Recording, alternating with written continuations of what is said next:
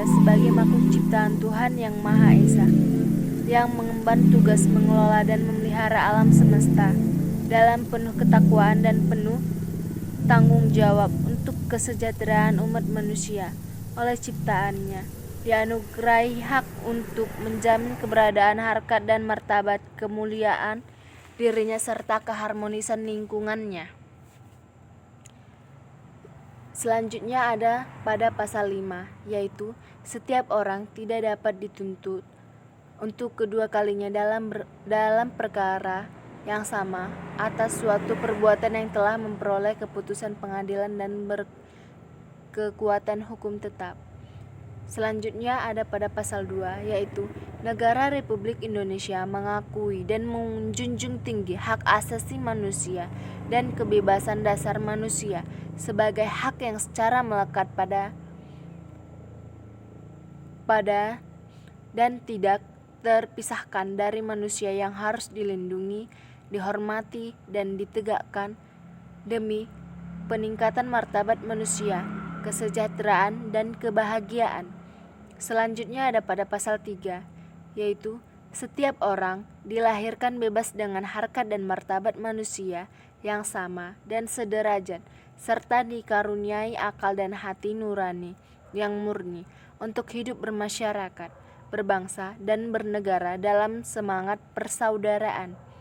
Selanjutnya ada pada pasal 4, yaitu hak untuk hidup, hak untuk tidak disiksa, hak untuk kebebasan pribadi dan nurani, hak beragama, hak untuk tidak diperbudak, hak untuk diakui sebagai pribadi dan persamaan di hadapan hukum, dan hak untuk tidak dituntut atas dasar hukum yang berlaku surut adalah hak asasi manusia yang tidak dapat dikurangi dalam keadaan apapun oleh siapapun. Proses penegakan HAM yang ada di Indonesia. Yang pertama itu proses penegakan HAM melalui Komnas HAM. Proses itu dimulai dari penerimaan pengaduan dari setiap orang atau kelompok yang memiliki alasan kuat bahwa hak asasinya telah dilanggar. Pengaduan dapat dilakukan secara lisan maupun tertulis. Selanjutnya, Komnas HAM dapat melakukan pemeriksaan dengan memanggil pengadu, korban, saksi, atau pihak lain yang terkait. Berdasarkan hasil pemeriksaan, dapat ditentukan apakah penuntut bisa dilanjutkan atau dihentikan.